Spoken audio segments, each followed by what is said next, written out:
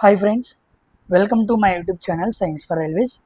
ఈరోజు మనం RRB ALP CBT 2కి సంబంధించి 6th మే రోజు జరిగిన షిఫ్ట్ 1 పేపర్ గురించి మనం డిస్కస్ చేసుకుందాం. సో 6th మే షిఫ్ట్ 1లో అడిగిన బేసిక్ సైన్స్ ఇంజనీరింగ్ క్వశ్చన్స్, వాటన్నిటి గురించి కూడా క్లియర్గా క్వశ్చన్ బై క్వశ్చన్ మనం డిస్కస్ చేసుకుంటూ వెళ్దాం. నేను 2nd మే రోజు జరిగిన షిఫ్ట్ 1 అండ్ షిఫ్ట్ 2 ఈ 2 పేపర్లు కూడా క్లియర్గా వాటిలో ఉన్న each and every BSc question explain చేశాను. ఎవరైనా చూడని వాళ్ళు ఉంటే చూడండి, ఓకేనా. మనం నెక్స్ట్ స్టార్ట్ చేసుకుపోయే బిఎస్సి క్వశ్చన్స్ యొక్క ప్రాక్టీస్లో ఎలా క్వశ్చన్స్ అడుగుతున్నాడని తెలియాలి అంటే we need to examine PYQs. అందుకే ఫస్ట్ మనం పీవైక్యూస్ మాట్లాడుకున్న తర్వాత ముందుకు వెళ్ళి మిగతావి మాట్లాడుకోవడానికి ఛాన్స్ ఉంటుంది, ఓకేనా. సో ఈ షిఫ్ట్లో కూడా 6th మే ఫస్ట్ షిఫ్ట్, దీంట్లో కూడా చాలా ఇంపార్టెంట్ బిఎస్సి క్వశ్చన్స్ ఉన్నాయి, drawing questions, basic science questions అన్నీ కూడా ఉన్నాయి, కంప్యూటర్ క్వశ్చన్స్ అన్నీ కూడా క్లియర్ కట్గా మనం మాట్లాడుకుందాం. నాకు చాలామంది తెలుగు పీడిఎఫ్ సెండ్ చేశారు. ఆ తెలుగు పీడిఎఫ్ అంతా కూడా 2:30 అన్నమాట, అంటే షిఫ్ట్ 2 అన్నమాట. 6th మే రోజు జరిగిన షిఫ్ట్ 2 చాలామంది పిల్లలు రాసింది అదే. ఆ పేపర్ని తెలుగులో పెట్టారు. అది కూడా డైరెక్ట్గా ట్రాన్స్లేషన్స్లో ఇచ్చేసినట్టే ఉంది తప్ప ఆ పదాలు ఏమి కొత్తగా రాసినట్టు లేదు. కానీ ఈ పేపర్ అయితే తెలుగులో ఎవరు నాకు పెట్టలేదు. నాకు పెట్టిన పిల్లలందరూ కూడా 2nd షిఫ్ట్ పేపరే పెట్టారు. సో 2nd షిఫ్ట్ అప్పుడు దాని గురించి మనం ఆలోచించేద్దాం, ఓకేనా. సో ఈ పేపర్ అయితే ఫుల్గా క్వశ్చన్స్ అన్నీ ఇంగ్లీష్లోనే ఉంటాయి. నేను క్లియర్గా తెలుగులో ఎక్స్ప్లెయిన్ చేస్తాను. ప్రతి క్వశ్చన్ కూడా తెలుగులో అర్థవంతంగా ఎక్స్ప్లెయిన్ చేసుకుంటూ వెళ్దాం. అది ఫాలో అప్ అవుతూ ఉండండి, మీకు క్లియర్ కట్గా ఒక ఐడియా వస్తుంది అనమాట, ఓకేనా. సో ఇక ఆలస్యం చేయకుండా మనం వీడియోలోనికి వెళ్దాం. వీడియో గంట పైనే ఉండొచ్చు, చాలా క్వశ్చన్స్ ఉంటాయి, డీప్గా మాట్లాడుకుంటూ వెళ్దాం, ఓకేనా. So first question, Simran rides a distance of 60 meters in 1 minute and then returns along the same straight the path అన్నాడు. ఓకే, సిమ్రాను ఇలా వెళ్ళి మళ్ళీ తిరిగి వచ్చింది అనమాట. ఇది 60 meters వెళ్తానికి,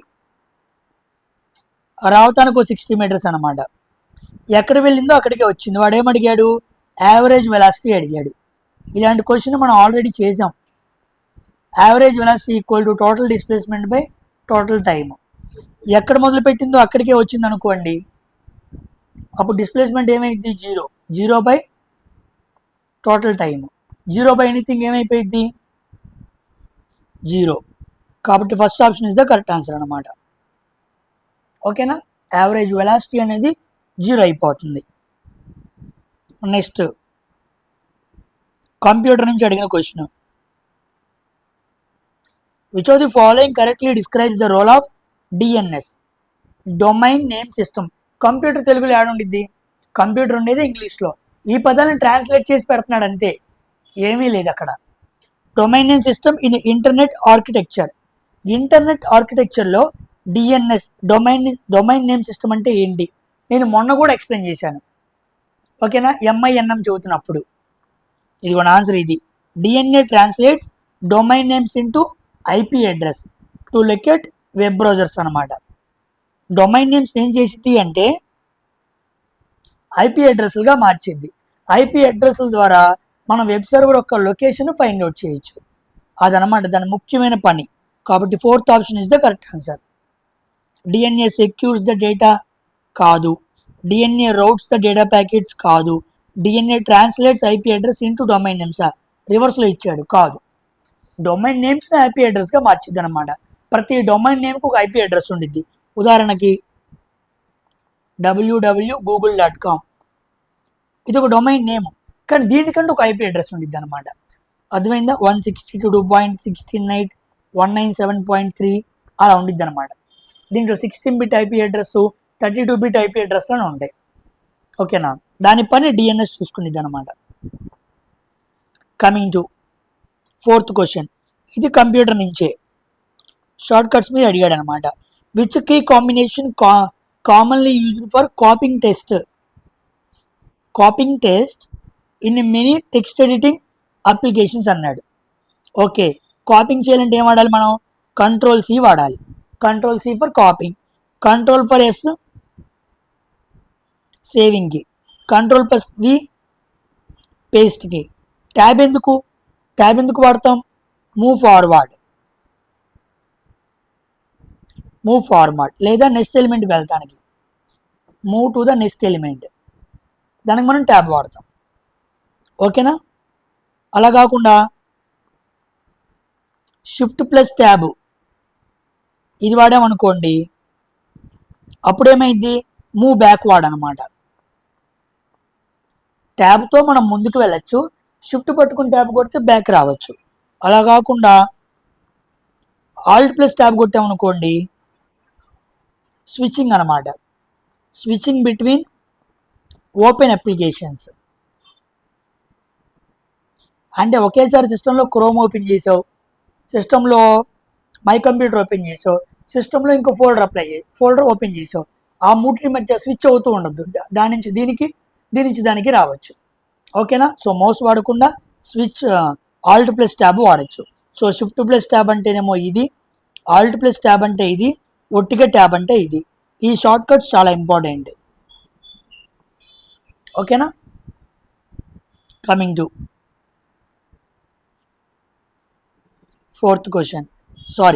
sixth question. What is the immediate action to take when your fire breaks out in workplace? ఒక workplace కూడా ఫైర్ వచ్చిందనమాట, ఫైర్ అనేది అంటింది, వెంటనే ఏం చేయాలన్నాడు. So raise the alarm and evacuate the area. అంతే. హాస్పిటల్లో కానీ లేదా పనిచేసే చోట్ల ఎప్పుడైతే మంటలు రగులుకుంటాయో వెంటనే అలారంని రైజ్ చేసి ఏం చేయాలి? ఆ ఏరియా మొత్తాన్ని ఖాళీ చేయాలి. ఓకేనా? నెక్స్ట్ ఏమన్నాడు? ఇగ్నోర్ ద ఫైర్ అన్నాడు. తప్పు. అలా మంటుంటూ వదిలేసుకుంటూ వెళ్ళిపోతామా? కంటిన్యూ వర్కింగ్ అన్నాడు. కాదు. గ్యాదర్ నియర్ టు ద ఫైరా. మంటలు మండుతున్నప్పుడు దగ్గరికి వెళ్ళి చూద్దానికి వెళ్తామా? ఎవరైనా వెళ్ళం కదా. Try to put it out using water without knowing the fire type అన్నాడు. ఇది రాంగే. ఫైర్ ఏంటో తెలియకుండా ఏ మంట పడితే ఆ మంట నీకు తెలియకుండా వాటర్తో ఆపేస్తావా? లేదు. మంట ఏంటో తెలిస్తేనే ఫైర్ ఎక్స్టింగ్విషర్ వాడాలా, పవర్ వాడాలా, రకరకాల ఫైర్ ఎక్స్టింగ్విషర్ తెలియాలన్నమాట. ముందు టైప్ ఆఫ్ ఫైర్ తెలియాలి. తెలియకుండా ఎలా పడితే అలా మనం చేయకూడదు. కాబట్టి 3 కాదు. ఓకేనా? ఫస్ట్ ఆప్షనే కరెక్ట్ ఆప్షన్ అనమాట. Coming to in engineering drawing మీద అడిగిన question. Which of the following is the correct definition of term dimension అనే పదానికి డ్రాయింగ్లో అసలైన అర్థం ఏంటి అని అడిగాడు. ఇదిగోండి. A numerical value expressed in appropriate unit of measurement. ఉదాహరణకి ఇలా రెక్టాంగిల్ తీసుకున్నాం, మనం ఇలాగా డైమెన్షన్ చూపిస్తాం, దీన్ని మనం డైమెన్షన్ అంటాం. ఇదొక న్యూమరికల్ వాల్యూ, కరెక్టే. ఎక్స్ప్రెస్డ్ ఇన్ అప్రోప్రియేట్ యూనిట్ 2 మీటర్సా, 2 సెంటీమీటర్సా, 2 మిల్లీమీటర్సా, 2 కిలోమీటర్సా, అప్రోప్రియేట్గా ఒక యూనిట్లో ఏం చేస్తున్నాం? మెజర్ చేయగలుగుతున్నాం. That is called dimension. కాబట్టి ఫస్ట్ ఆప్షన్ కరెక్ట్ అనమాట. ఓకేనా? A line that is drawn to make సెక్షనా? కాదు.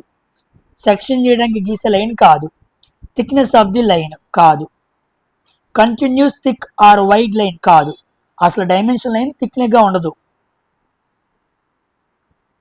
కంటిన్యూస్ థిన్ లైన్ అనమాట. అది థిక్ లైన్ అని చెప్పాడు, కాదు. ఓకేనా? సో ఈ 3 తప్పే. First option is the correct answer అనమాట. Coming to 9th question. Which of the following options is correct when 2 objects at the same temperature are kept in contact with each other అన్నాడు. ఇది M1 అనే object అనమాట. దీనికి ఒక temperature ఉంది. ఇది M2 అనే ఆబ్జెక్ట్, దీనికి ఒక టెంపరేచర్ ఉంది. ఈ 2 టెంపరేచర్లు సేమ్గా ఉన్నాయంట. ఓకేనా? 2 objects at the same temperature. అలా ఉన్నప్పుడు ఏమైంది అన్నాడు. ఏమైంది? హీట్ ట్రాన్స్ఫర్ అవ్వదు. First option is the correct answer అనమాట. ఓకేనా? ఎప్పుడైనా గుర్తుపెట్టుకోండి, హీట్ ట్రాన్స్ఫర్ జరగాలి అంటే హీట్ ఎప్పుడు కూడా హై టెంపరేచర్ నుంచి లో టెంపరేచర్కి ట్రాన్స్ఫర్ అయింది. అంటే టెంపరేచర్ డిఫరెన్స్ అనేది ఉండాలి, ఈక్వల్ ఉండకూడదు. So there should be a difference between two objects in the temperature. అప్పుడు మాత్రమే అధిక టెంపరేచర్ ఉష్ణోగ్రత నుంచి అల్ప ఉష్ణోగ్రతకి ఉష్ణం అనేది బదిలీ అవుతుంది. ఓకేనా? So first option is the correct answer. ఈ మూడు కాదు.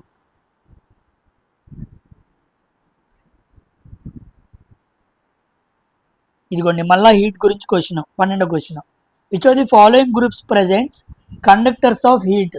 హీట్ని తమ గుండా ప్రవహింప చేసే వాహకాలు ఏంటి? ఉష్ణ వాహకాలు అంటారు తెలుగులో. సో పేపరు కాదు, ప్లాస్టిక్ కాదు, ఇవి ఇన్సులేటర్స్. అల్యూమినియం, ఇదిగోండి అల్యూమినియము, సిల్వరు, కాపర్. దీంట్లో ముందు అల్యూమినియంకి కండక్టివిటీ ఎక్కువ, హీట్ కండక్టివిటీ అనమాట. థర్మల్ కండక్టివిటీ అనుకోండి. తర్వాత కాపర్కి ఎక్కువ, తర్వాత అల్యూమినియంకి ఎక్కువ. వుడ్డు పేపరు కాదు, ప్లాస్టిక్ వుడ్డు కాదు, ఈవెన్ ఇన్సులేటర్స్ అనమాట. వాడు కండక్టర్స్ అని అన్నాడు కాబట్టి ఇన్సులేటర్స్ ఉన్న ఆప్షన్స్ అన్నీ కూడా మనం క్యాన్సిల్ అవుట్ చేసుకోవాలి. కమింగ్ టు 14వ క్వశ్చన్. ఇది మనకు వర్క్ పవర్ ఎనర్జీ నుంచి అడిగిన క్వశ్చన్ అనమాట. An object of mass m is made to fall freely from a height. Freely falling అంటే స్వేచ్ఛాపతనంగా కొంత ఎత్తు నుంచి ఒక వస్తువు పైనుంచి కిందకు వదిలేస్తున్నాం. As the object continues to fall, what will happen to its energy? దాని ఎనర్జీ ఏమైంది అన్నాడు. సింపుల్. కొంత ఎత్తులో ఇక్కడ ఒక వస్తువు పెట్టావు, బాల్ కొంత ఎత్తులో పెట్టావంటే దానికి పొటెన్షియల్ ఎనర్జీ ఎలా ఉండిద్ది? మ్యాక్సిమం ఉండిద్ది. పొటెన్షియల్ ఎనర్జీ మ్యాక్సిమం ఉన్నప్పుడు కైనెటిక్ ఎనర్జీ ఎలా ఉండిద్ది? 0 ఉండిద్ది. Because potential energy plus kinetic energy equal to mechanical energy, that is maximum. ఇది 0,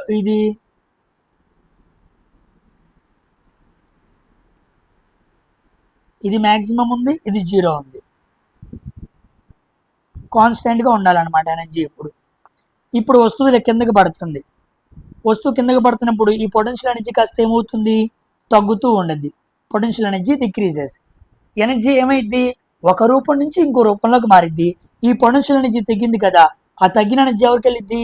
కైనెటిక్ ఎనర్జీ దగ్గరికి వెళ్ళిద్ది. Kinetic energy ఏమైద్ది? పెరిగిద్ది. 0 నుంచి వస్తుంది కదా, పెరిగిద్ది అనమాట. అంటే ఒక వస్తువు పైనుంచి కింద పడుతున్నప్పుడు పొటెన్షియల్ ఎనర్జీ తగ్గిద్ది, కైనెటిక్ ఎనర్జీ పెరిగిద్ది. ఎప్పుడు? నేలను చేరేలోపు.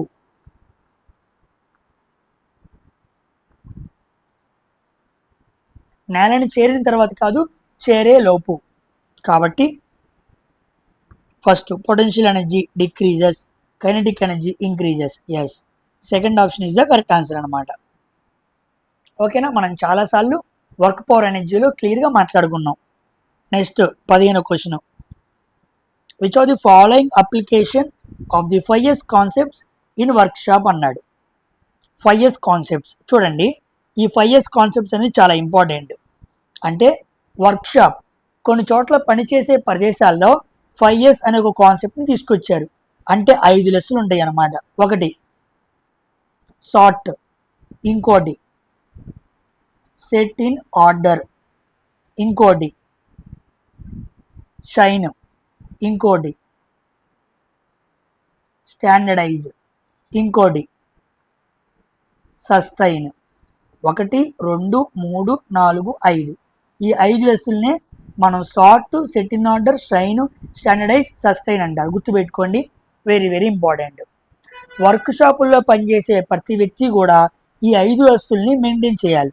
ఇలా చేయటం వల్ల ఏమైంది అంటే ఇదిగోండి, keeping tools and materials organised for access అన్నాడు. ఇలా ఉండటం వల్ల ఎవరు చేసే పని వాళ్ళు చేసి ఆ వస్తువులు అక్కడ పెట్టేసి వెళ్ళిపోవటం వల్ల keeping tools and materials organised in easy access. మనం ఒక వస్తువు వాడి ఎక్కడ పడితే ఇక్కడ పడేసి వెళ్ళిపోయాం అనుకోండి, మన తర్వాత అదే వర్క్షాప్లోకి వచ్చి పనిచేసే వాళ్ళు ఇబ్బంది పడతారా లేదా? వెతుక్కుంటారా లేదా? అలా జరగకూడదు. నువ్వు ఎక్కడ పని చేసావో వస్తువు అక్కడ పెట్టేయాలి. కాబట్టి సార్ట్, అన్ని ఆర్డర్లో పెట్టుకోవాలి. ఏ వస్తువులు అక్కడ పెట్టుకోవాలి.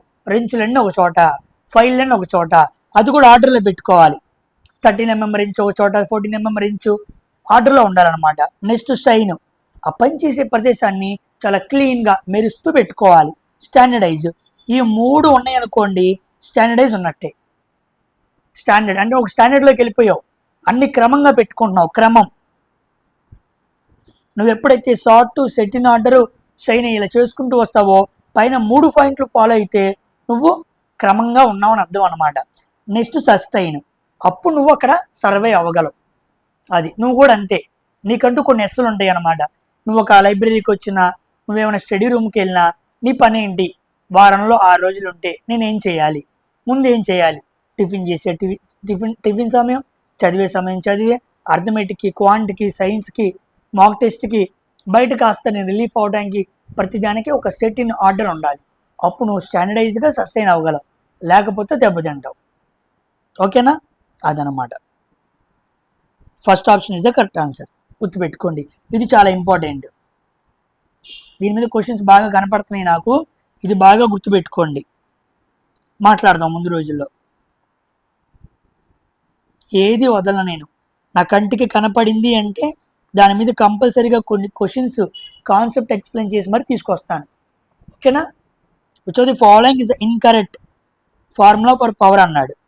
I²R కరెక్టే, V²/R కరెక్టే, V/I కరెక్టే. ఇది అనమాట. I²/R/T ఏంటి,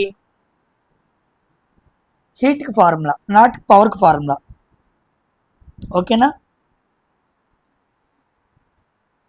కమింగ్ టు 19th క్వశ్చన్ చూడండి. స్టేట్మెంట్ బేస్డ్ అడిగాడు, మోషన్ అనే కాన్సెప్ట్ మీద అనమాట. ఫోర్స్ అండ్ మోషన్ అనమాట. Pihu starts her car at 9 AM to reach her office, okay, which is 20 km away. Okay, she covers the first 10 kilometers. మొదటి 10 కిలోమీటర్స్ని 30 minutesలో travel చేసింది. Next 10 కిలోమీటర్లని ఇంకో 30 minutesలో travel చేసింది. అప్పుడు పూర్తిగా 20 కిలోమీటర్లు ట్రావెల్ చేసింది 10 AM, అంటే 1 అవర్కి వచ్చేసింది. 9 AMకి మొదలుపెట్టిందంటే 10 AMకి వచ్చేసింది. ఓకే, ఇది ఏ మోషన్, పిహు ఏ మోషన్లో వెళ్ళింది అన్నాడు. Simple, equal distance in equal time. సమానమైన డిస్టెన్స్ని సమానమైన టైంలో పూర్తి చేస్తే దాన్ని ఏ మోషన్ అనాలి, యూనిఫామ్ మోషన్ అనాలి. మనం చాలాసార్లు డెఫినేషన్ కూడా మాట్లాడుకున్నాం. Equal distance in equal time, that is called uniform motion. Non uniform కాదు, రిటార్డెడ్ కాదు, యాక్సలరేటెడ్ కాదు. ఓకేనా, very very important question under motion concept. 20వ క్వశ్చన్, ఇది మనం లాస్ట్ టైం PYQs ఎక్స్ప్లెయిన్ చేస్తున్నప్పుడు నేను చెప్పిన ఎక్స్ట్రా మ్యాటర్లో కూడా చెప్పాను దీని గురించి. ఇక్కడ మనకి షిఫ్ట్లో క్వశ్చన్ అడిగాడు. Which of the following is the temperature range in clinical thermometer. మన ఇంట్లో వాడే, మన బాడీ టెంపరేచర్ని కొలవడానికి వాడే క్లినికల్ థర్మామీటర్ యొక్క రేంజ్ ఎంత అన్నాడు. ఇది కాదు, ఇది కాదు, ఇది కాదు. 35 to 40, 35 to 40 degrees Celsius అన్నమాట. నెక్స్ట్ 21వ question, the energy possessed by an object by virtue of it's motion. Motion వలన ఒక వస్తువులో జనరేట్ అయ్యే, ఒక వస్తువు పొసెస్ కలిగి ఉండే ఎనర్జీని ఏమంటారు? లైట్ కాదు, పొటెన్షియల్ కాదు, అదనమాట. పొజిషన్ ద్వారా వచ్చిన ఎనర్జీని పొటెన్షియల్ ఎనర్జీ అనాలి. మోషన్ ద్వారా వచ్చిన ఎనర్జీని కైనెటిక్ ఎనర్జీ అనాలి. హీట్ ద్వారా వచ్చిన ఎనర్జీని హీట్ ఎనర్జీ అనాలి. లైట్ ద్వారా వచ్చిన ఎనర్జీని లైట్ ఎనర్జీ అనాలి. కాబట్టి మోషన్ అన్నాడు కాబట్టి మన ఆన్సర్ 3 అనమాట. 23వ question, heat developed in a 5 ohm resistor 2 minutes 2 amps current passes through it is అన్నాడు. సో హీట్ అంటే H = I² R × T. I అంటే ఎంత? 2, 2 × 4, R అంటే 5, T అంటే 2 × 60 అనమాట. మినిట్స్లో ఉండి దేంట్లో మార్చుకోవాలి? సెకండ్స్లో మార్చుకోవాలి. సో 4 × 5 = 20, 6 × 12, 12 × 24, 2 సున్నాలు, 2400 joules. Third option is the correct answer అన్నమాట. 25వది, what is the main advantage using solar energy over fossil fuels? Fossil fuels నుంచి మనం డీజిల్, పెట్రోలు, గ్యాస్ ఇలాంటివి మనం వాడుతున్నాం. వీటన్నిటికీ బదులు సోలార్ ఎనర్జీ, ఇప్పుడు అందరూ కూడా ఇంటిపైన సోలార్ ప్యానెల్స్ పెట్టుకుంటున్నారు. ప్రభుత్వం కూడా చాలా స్కీమ్స్ తీసుకొచ్చింది, సూర్యవంశీ సోలార్ అని చెప్పి కొన్ని తీసుకొచ్చింది కదా. అందుకని చాలా చోట్ల సోలార్ ఇన్స్టాలేషన్స్ ఎక్కువ అవుతున్నాయి. సోలార్ ఎనర్జీని ఫాజిల్ ఫ్యూయల్స్ కన్నా ఎక్కువగా వాడటం వలన, దాని మీద దీన్ని వాడటం వలన కలిగే అడ్వాంటేజ్ ఏంది అన్నాడు. Green house gas emission is higher అన్నాడు, తప్పు. ఫాజిల్ ఫ్యూయల్స్ వాడితే గ్రీన్ హౌస్ గ్యాసెస్ అంటే CO2, మీథేను, N2O ఇలాంటివి వస్తాయి. కానీ సోలార్ వాడటం ఎందుకు వస్తాయి? రావు. Solar energy extraction requires high operational cost, తప్పు. సోలార్ పెట్టుకుంటే చాలా ఈజీ. ఫాజిల్ ఫ్యూయల్స్తో పోల్చుకుంటే సోలార్ ఎనర్జీయే చాలా తక్కువ, కానీ వాడు ఎక్కువ అన్నాడు, అందుకే తప్పు అయింది. ఇప్పుడు answer solar energy is abundantly available and renewable in nature. ఎంతైనా వాడుకో, ఎప్పటికీ కూడా తరగని శక్తి అనమాట. నాన్ రెన్యూబుల్ కాదు, రెన్యూబుల్, వాడుతూనే ఉండొచ్చు, తరగని శక్తి అనమాట. So C option is the correct answer. Solar energy requires mining and extraction. అసలు మైనింగ్కి ఎక్స్ట్రాక్షన్కి సోలార్ ఎనర్జీకి సంబంధమే ఉంది? కాదు. మైనింగ్, ఎక్స్ట్రాక్షన్ ఇవన్నీ కూడా ఫాజిల్ ఫ్యూయల్స్లో కావాలి. భూమి లోపల ఎక్కడో శిలాజాలు ఉంటాయి, తవ్వాలి, వాటి నుంచి చమురుని తీయాలి, వాటి నుంచి పెట్రోలు, డీజిల్, కిరోసిన్ తీయాలి. ఈ ఎక్స్ట్రాక్షన్స్ అన్నీ సోలార్కి అక్కర్లా. కాబట్టి third option is the correct answer అనమాట. కమింగ్ టు 26వ క్వశ్చన్. డ్రాయింగ్ నుంచి చూడు క్వశ్చన్ ఎలా అడిగాడు. డ్రాయింగ్ నుంచి అడిగిన క్వశ్చన్. ఈ లైన్స్ గురించి మనం మాట్లాడుకున్నాం, మధ్యలో లైన్స్ గురించి ఎక్స్ప్లెయిన్ చేస్తూ ఉంటా, చాలా క్వశ్చన్స్ లైన్స్ మీద తీసుకొస్తూ ఉంటా, జాగ్రత్తగా ఫాలో అప్ అవ్వండి. కంటిన్యూస్ థిక్ లైన్ అన్నాడు. థిక్ లైన్ అని కనపడితే ఎమ్మటినే మనం దానికి పెట్టుకోవాల్సిన పేరు ఆబ్జెక్ట్ లైన్. ఆబ్జెక్ట్ లైన్స్ ఎప్పుడు కూడా థిక్గా ఉంటాయి, ఓకేనా. కాబట్టి ఏకి ఎస్, ఇదిగోండి ఏకి ఎస్ ఇక్కడ ఉంది, ఇక్కడ ఉంది. ఇది నా ఆన్సర్ కాదు, ఇది నా ఆన్సర్ కాదు. Next hidden lines. Hidden lines నాకు తెలుసు. హిడెన్ లైన్స్ అంటే ఇలా ఇలా ఇలా ఇలా ఇలా ఇలా ఉండిద్ది హిడెన్ లైన్స్. వీటినే మనం డాష్డ్ లైన్స్ అంటాం,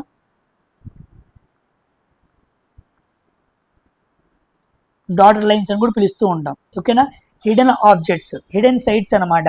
కనపడని ఆ పిక్చర్లోని ఇన్ఫర్మేషన్ని తెలియజేయడానికి అక్కడ మనం హిడెన్ లైన్ చేస్తాం. ఇదిగోండి డాటెడ్ లైన్స్.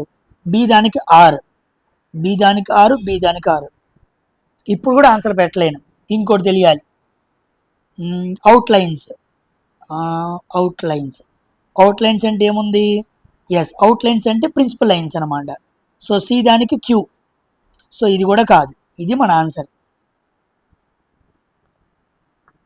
సి దానికి క్యూ అనమాట. అవుట్ లైన్స్ అంటే ప్రిన్సిపల్ లైన్స్, గుర్తుపెట్టుకోండి, వెరీ వెరీ ఇంపార్టెంట్. ఇక మిగిలిపోయింది ఎక్స్టెన్షన్ లైన్స్, అది ప్రొజెక్షన్ లైన్స్ అనమాట.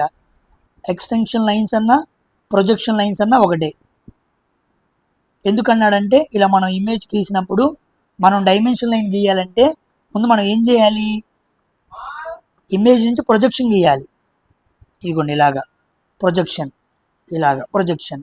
ఇలా డైమెన్షన్ లైన్స్ గీసుకుంటేనే కదా, సారీ ఎక్స్టెన్షన్ లైన్స్ గీసుకుంటేనే కదా వాటి మధ్య మనం డైమెన్షన్ లైన్స్ గీయగలం. అంటే ఎక్స్టెన్షన్ లైన్స్ని ప్రొజెక్షన్ చేయకపోతే డైమెన్షన్ లైన్స్ గీయలేం కదా. అందుకే ఎక్స్టెన్షన్ లైన్స్ని ప్రొజెక్షన్ లైన్స్ అని పిలవాలి, ఓకేనా. అది గుర్తుపెట్టుకోండి, very very important, very very important question. Lines concept మీద అడిగాడు, ఓకేనా. ఇక్కడ నేను ఇంకో విషయం చదువుతున్నాను, జాగ్రత్తగా చూడండి, గుర్తుపెట్టుకోండి. ప్రిన్సిపల్ లైన్స్ అన్నా, ఆబ్జెక్ట్ లైన్స్ అన్నా, అవుట్ లైన్స్ అన్నా, విజిబుల్ లైన్స్ అన్నా ఒకటే అన్నమాట. Principal lines, object lines, outlines, visible lines. ఇవి visible objects, visible edges. Edges చూపించడానికి ఉపయోగపడుద్ది. ఉదాహరణకి ఒక బొమ్మ గీస్తున్నా, ఇది ఒక ఇమేజ్ క్యూబ్ అనమాట. ఇప్పుడు దీని ఎడ్జ్ ఏంటి, ఇది ఎడ్జ్, దీని ఎడ్జ్ అంటారు. ఇప్పుడు ఈ ఎడ్జ్ని చూపించడానికి వాడే లైన్సే ఇవన్నీ కూడా. వీటిని విజిబుల్ లైన్ అనొచ్చు, అవుట్ లైన్ అనొచ్చు, ఆబ్జెక్ట్ లైన్ అనొచ్చు, ప్రిన్సిపల్ లైన్ అనొచ్చు. ఈ లైన్కి నేను 4 పేర్లు పెట్టుకున్నాను. ఓకేనా, అదనమాట. వెరీ వెరీ ఇంపార్టెంట్, కంపల్సరీ అడుగుతాడు ఈ క్వశ్చన్. లైన్స్ చాలా important, most of the people confuse అయ్యే కాన్సెప్ట్ అనమాట. నేను చాలా వివరంగా చెప్పాను. ఇదిగోండి ఇప్పుడు కూడా పీవైక్యూస్ ఎక్స్ప్లెయిన్ చేస్తున్నా కదా, ఇలాంటి చోట్ల రేపటి రోజు నేను తీసుకొచ్చే క్వశ్చన్స్లో కూడా చాలా డీప్గా మాట్లాడతాను వీటి గురించి. ఓకేనా. నెక్స్ట్ 29వ question. How fast should a cat of mass 15 kg run in order to have kinetic energy 120 joules? 120 joules kinetic energy ఉండాలంటే ½ mv². ఒక క్యాట్ 15 kg బరువు ఉంది, అది ఎంత స్పీడ్తో వెళ్తే 120 joules వర్క్ చేసిద్ది, కైనెటిక్ ఎనర్జీని కలిగి ఉండిద్ది అన్నాడు. So 120 joules equal to ½ into 15 into v², 12 రోజులు. ఇది కొట్టండి, 15 ఒకట్లు 15 ఎనిమిది 120, v² ఈక్వల్ టు 8 రోజులు 16, v equal to 4. So answer ఎంత, 4 మీటర్ పర్ సెకండ్ స్పీడ్తో ఆ క్యాట్ మూవ్ అయ్యిద్ది అనమాట. Next 30th question. ఇది కూడా మనకి కంప్యూటర్ నుంచి అడిగిన క్వశ్చన్గా మనం కన్సిడర్ చేసుకోవచ్చు. ఏంటో చూద్దాం. Which of the following features allows user to quickly find emails received from A specific sender? ఒక స్పెసిఫిక్ సెండర్ నుంచి ఈమెయిల్స్ అనేవి మనం రిసీవ్ చేసుకుంటాం. వాటిని ఈజీగా క్విక్లీ ఫైండ్ అవుట్ చేయడానికి యూజర్ వాడే పద్ధతిని ఏమంటారు అన్నాడు. దాన్ని సార్ట్ అంటారు. సార్ట్ అంటే అరేంజ్ అనమాట. ఓకేనా. ఇక్కడ మనం ఏం చేయొచ్చు, మన ఫోన్లో కూడా అంతే. ఫోల్డర్స్లోకి వెళ్ళాం, మనం అరేంజ్ చేసుకోవాలనుకోండి, డేట్ పెట్టుకుంటాం, డేట్లో న్యూ నుంచి ఓల్డ్ పెట్టుకున్నాం అనుకో, రీసెంట్గా సేవ్ అయిన ఫోల్డర్ నుంచి ఎప్పుడో పాతగా సేవ్ అయిన ఫోల్డర్ వరకు వచ్చింది. లేదా సైజు ప్రకారం మనం అరేంజ్ చేసుకుంటాం. అప్పుడు ఎక్కువ సైజు ఉన్నాయి ముందు వస్తాయి, తక్కువ సైజు ఉన్నాయి వెనకాల వస్తాయి. ఓకేనా. అలా మనం ఎలాగైనా, లేదా A to Z ఆల్ఫాబెట్లా పెట్టుకోవచ్చు. ఆల్ఫాబెట్లా పెట్టుకున్నాం అనుకో, ఏ పేరుతో ఉన్న ఫైల్స్ అన్ని ముందు వస్తాయి, తర్వాత Bతో వస్తాయి, తర్వాత Cతో వస్తాయి. అలా మనం ఈజీగా ఫైండ్ అవుట్ చేయడానికి సార్టింగ్, దాన్నే అరేంజ్మెంట్ అంటారు. అది మనం చేస్తాం అన్నమాట. ఓకేనా, అది మనల్ని అడిగాడు. నెక్స్ట్ ఫిల్టర్ అన్నాడు. ఫిల్టర్ అంటే ఏంటి, హైడ్స్ ద డేటా. ఓకేనా. ఫిల్టర్ మనం ఏం చేస్తాం, హైడ్ డేటా ఉండిద్ది, అన్రీడ్ డేటా ఉండిద్ది. మన ఫోన్లో కూడా వాట్సాప్ ఓపెన్ చేశారనుకోండి, రీడ్ డేటా ఉండిద్ది, అన్రీడ్ డేటా ఉండిద్ది. అన్రీడ్ పెట్టామనుకో అన్నీ అన్రీడే వస్తాయి. మనం కూడా ఏ జియో కానీ మింట్రా కానీ షాపింగ్కి వెళ్ళి ఫిల్టర్లోకి వెళ్ళి ఏం చేస్తాం, ఎం సైజ్ పెడతాం, అప్పుడు అన్నీ ఎంఏ వస్తాయి. బాయ్స్ అని పెడతాం, అన్ని బాయ్సే వస్తాయి. స్వెట్ షర్ట్స్ అని పెడతాం, అన్ని స్వెట్ షర్ట్సే వస్తాయి. అలా మనం ఏ ఫిల్టర్ పెట్టుకుంటే అన్నీ అవే వస్తాయి అన్నమాట. దాన్ని మనం ఫిల్టర్ అంటాం. నెక్స్ట్ ఆర్కీవ్ అంటారు.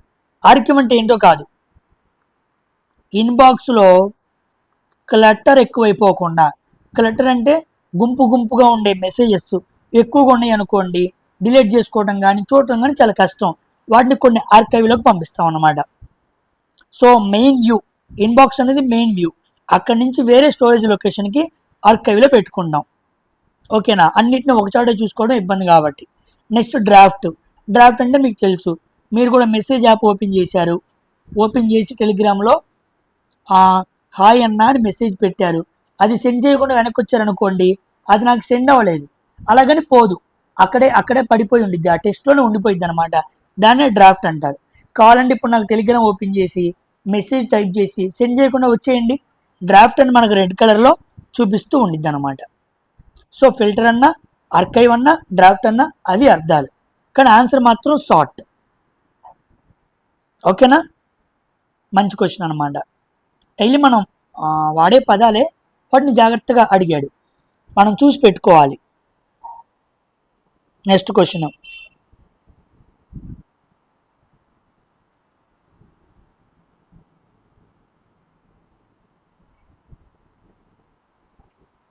చూడండి 36వ question. How you find absolute error.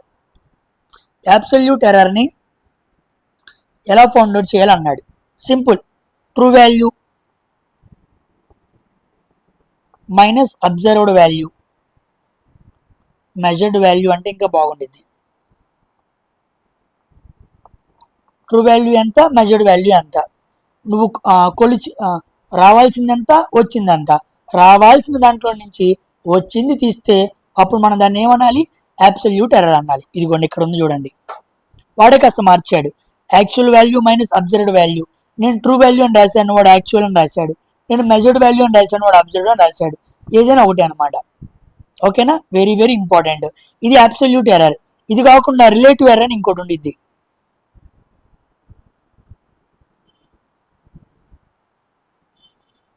Relative error గుర్తుపెట్టుకోండి.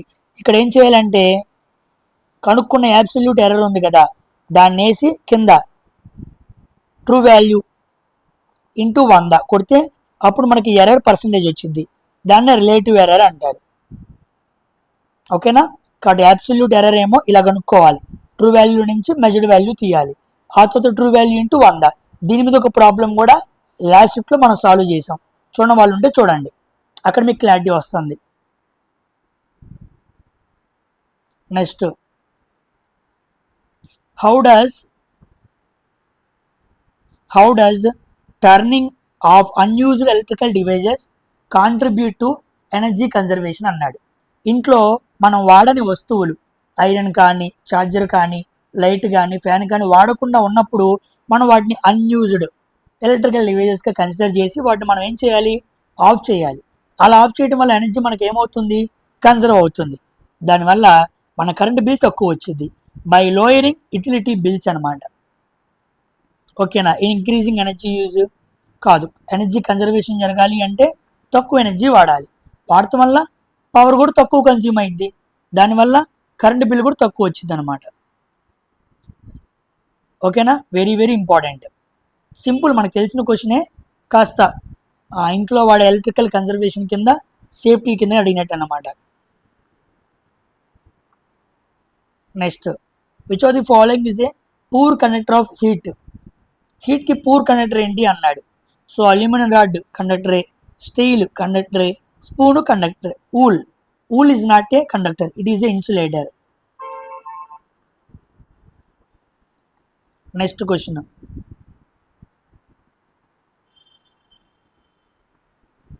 ఏ line in engineering drawing is అన్నాడు. ఇంజనీరింగ్ డ్రాయింగ్లో ఒక లైన్ అంటే అర్థం ఏంటి అన్నాడు. 1 dimensional figure which has length but no width అన్నాడు. ఎస్, ఇదే కరెక్ట్. ఒక లైన్ అనగానే ఎప్పుడైనా సరే దానికి మాత్రం లెంతే ఉండిద్ది, కానీ దానికి విడ్త్ మనం ఏమి చెప్పం. సో విడ్త్ లేకుండా లెంత్ మాత్రమే కలిగి ఉండి ఒక 1 డైమెన్షనల్ ఫిగర్గా రిప్రజెంట్ అయ్యే ఒక లైన్నే మనం డెఫినేషన్గా తీసుకోవాలన్నమాట. క్లోజ్డ్ కర్వ్ కాదు, 3 డైమెన్షనల్ ఆబ్జెక్ట్ కాదు. లైన్ 3 డైమెన్షనల్ ఆబ్జెక్టా, దానికి లెంత్ బ్రెడ్త్ వెయిట్ 3 ఉంటాయా, కాదు. డైమెన్షన్లెస్ లొకేషనా, కాదు. లెంత్కి డైమెన్షన్ ఎందుకు ఉండదు, సారీ, లైన్కి డైమెన్షన్ ఎందుకు ఉండదు. లైన్కి డైమెన్షన్ ఉండిద్ది, that is only length, not breadth ఏమి ఉండదు. పెరిమీటర్, హైట్, వాల్యూము ఇలాంటివి ఏమీ ఉండవు అన్నమాట. ఓకేనా, బేసిక్ క్వశ్చన్ డ్రాయింగ్లో లైన్ గురించి బేసిక్ క్వశ్చన్ అనమాట. కమింగ్ టు 46వ question. So the following correctly describes the direction of electric current. Current direction ఎప్పుడు ఎలా ఉండిద్ది అన్నాడు. ఎప్పుడైతే ఛార్జ్ ఫ్లో ఇటువైపు ఉండిద్దో ఛార్జ్ ఫ్లోకి ఆపోజిట్గా కరెంట్ ఫ్లో ఉండిద్ది. కాబట్టి డైరెక్షన్ ఆఫ్ ఎలక్ట్రిక్ కరెంట్ ఎలా ఉండిద్ది అంటే opposite to the direction of electron flow. Electron ఫ్లోకి ఆపోజిట్గా ఉండిద్ది అనమాట.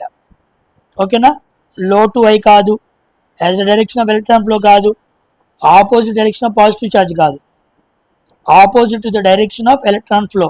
ఎలక్ట్రాన్ అనేది ఒక negative charge. Next, in engineering drawing principal lines, అదిగో ఇందాకే వచ్చింది చూసారా, ఆర్ డ్రాన్ టు రిప్రజెంట్. మీకు ఇందాకే చెప్పాను, విజిబుల్ ఎడ్జెస్ అని వచ్చిందంటే అదే లైను, ప్రిన్సిపల్ లైన్స్ లేదా ఆబ్జెక్ట్ లైన్స్ లేదా అవుట్ లైన్స్ లేదా విజిబుల్ లైన్స్, ఏ పేరుతో అయినా పిలువు, దాని అసలైన అర్థం ఏంటి? విజిబుల్ ఎడ్జెస్ని surface boundary of the objects, objects యొక్క బౌండరీస్ని చూపించింది అనమాట. సో ప్రిన్సిపల్ లైన్స్ యొక్క పని ఏంటి అంటే ఇదనమాట. ఇంటీరియర్ హిడెన్ ఎడ్జెస్ కాదు, హిడెన్ ఎడ్జెస్ కోసం హిడెన్ లైన్స్ ఉందిగా. యాక్సిస్ ఆఫ్ సిలిండ్రికల్ కొనికల్ అన్నాడు. యాక్సిస్ ఎప్పుడు కూడా సెంటర్ లైన్స్ వాడతాం, వైడ్ లైన్స్ కాదు, రాంగ్ అనమాట. యాక్సిస్ ఆఫ్ సిలిండ్రికల్కి మనం వాడేది ఏంటంటే ఒక లాంగ్ డాష్, ఒక స్మాల్ డాష్, ఒక లాంగ్ డాష్, ఒక స్మాల్ డాష్. వీటిని యాక్సిస్ ఆఫ్ సర్కిల్కి కానీ యాక్సిస్ ఆఫ్ సిలిండర్ కానీ చూపిస్తూ ఉండాలన్నమాట. పిక్చర్ ఉండాలి, యాడ్ చేయడం మర్చిపోయాను, చూస్తాను ఉండండి ఉందో లేదో.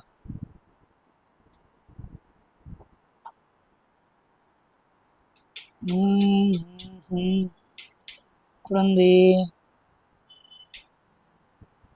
ఎస్ ఇదిగోండి, కనపడుతుందా?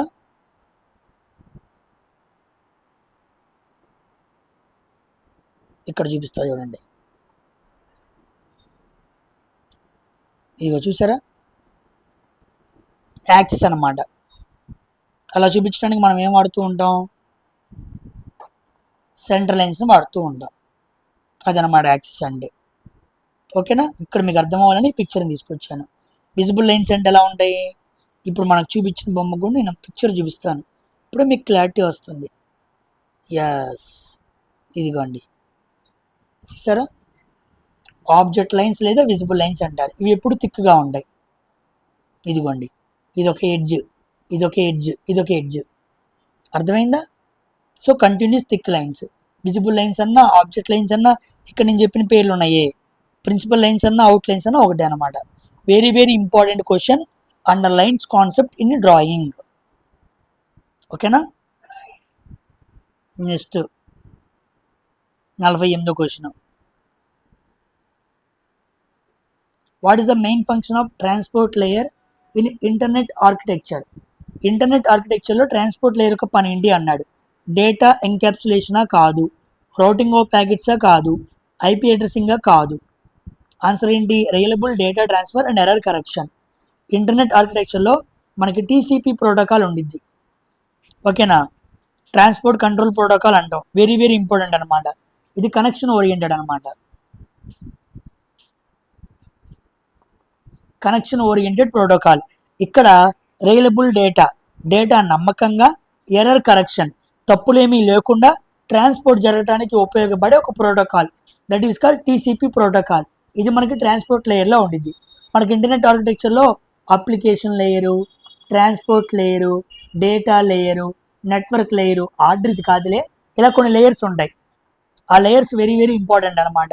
ఆ లేయర్లో ట్రాన్స్పోర్ట్ లేయర్లో లోపల ఉండే టీసీపీ అనే ప్రోటోకాల్ నమ్మకంగా, రియలబుల్ అంటే నమ్మకంగా, మనం పంపించిన ఇన్ఫర్మేషను ఎటువంటి డేటా బ్రీచెస్కి గురవ్వకుండా, డేటా ఉల్లంఘన జరగకుండా, రియలబుల్గా, ఎర్రర్ కరెక్షన్ తప్పులేమీ అడవకుండా, నేను అంటే ఆగానే వెళ్ళాలి, ఇంకో బూత్గా వెళ్ళకూడదు, అలా చక్కగా అవ్వటానికి ఈ టీసీపీ ప్రోటోకాల్ ఉపయోగపడుతుంది.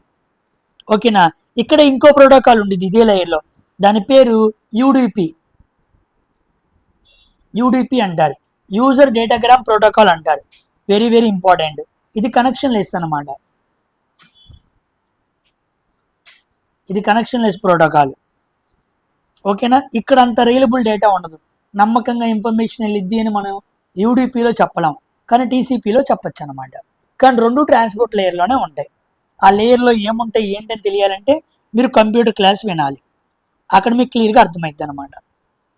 ఓకేనా? నెక్స్ట్ 49వ క్వశ్చన్.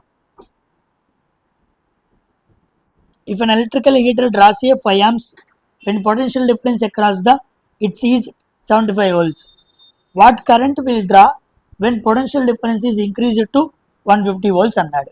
సో మనకు తెలుసు వోల్టేజ్ కరెంటు రెండు ఎలా ఉంటాయి, డైరెక్ట్లీ ప్రొపోర్షనల్గా ఉంటాయి. సో వోల్టేజ్ ఎంత 75 volts అంట, ఎప్పుడు 5 amps కరెంట్ ఉన్నప్పుడు.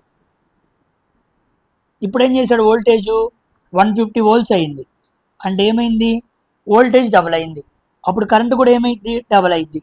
డబుల్ అయినప్పుడు కరెంట్ ఆన్సర్ ఎంత అవ్వాలి, 10 amps అవ్వాలి. బికాస్ రెండు డైరెక్ట్లీ ప్రొపోర్షనల్గా ఉన్నాయి. ఇది 2 రెట్లు అయితే ఇది కూడా 2 రెట్లేగా, కాబట్టి 10 amps ఈజ్ ద ఆన్సర్. ఓకేనా? నెక్స్ట్,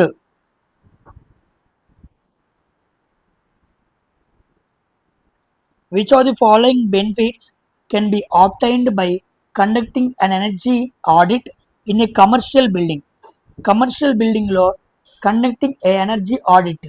మనకు తెలుసు ఆడిట్ అంటే ఎంత ఖర్చులు వాడాము, ఎంత సంపాదించాము, ఎంత ఖర్చులు పెట్టాము అని మనం ఆడిట్ చేసుకుంటూ ఉంటాం. ప్రతి ఇంట్లో మన అమ్మ నాన్నలు లెక్కలు వేస్తూ ఉంటారు నెల నెలలు. ఆ ఆడిట్ లేదనుకోండి మనం నష్టపోతాం, దుబారాగా ఖర్చు అయిపోతూ ఉండిద్ది. అలాగా ఎనర్జీ ఆడిట్ చేస్తారు కమర్షియల్ బిల్డింగ్స్లో. ఇంత బిల్డింగ్కి ఎనర్జీ ఎక్కడ కన్జ్యూమ్ అయింది అని తెలుసుకుంటారనమాట.